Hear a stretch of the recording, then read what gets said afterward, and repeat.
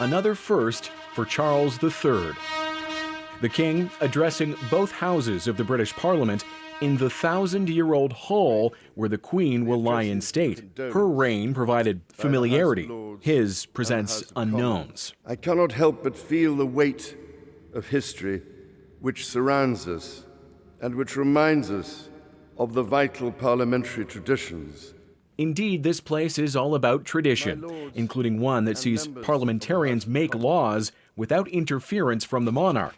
For Charles, that may be harder than it sounds. He has got to stop the campaigning. He's got to stop being an activist. 16 years ago, Andrew Pierce broke a story that further cemented Charles's reputation as a meddling prince. The so-called Black Spider memos, nicknamed for Charles's distinctive handwriting as he lobbied government ministers for causes he felt strongly about. He demanded an answer, and an answer very quickly. But I can tell you, the letters continued. He never stopped. Queen Elizabeth never expressed an opinion in public, instead reserving political discussions for her weekly audience with the Prime Minister.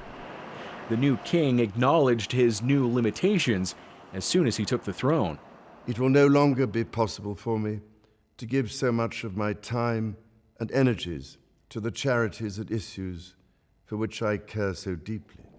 As Prince of Wales, he campaigned for causes before they gained mainstream prominence, like support for inner cities and the preservation of the environment. He couldn't just sit around twiddling his thumbs for 50 years. Some people hold that against him. I happen to think that actually he's done his very best to promote discussions and conversations in some non-party political areas. As king, Charles gains more ceremonial power than ever, but faces constraints he never did before. So, Thomas, we know that the king will continue this long-standing tradition of meeting with the British Prime Minister every week. He's obviously been preparing for it for a long time. Yeah, former Prime Minister David Cameron has revealed that Charles actually held practice audiences with Cameron to get ready for the throne, and Cameron always thought there's nothing wrong with that. And what some people take issue with isn't the letters or the meetings, it's the substance itself. It's the potential for an unelected head of state to be influencing the elected government. All right, Thomas, thanks very much. You're welcome.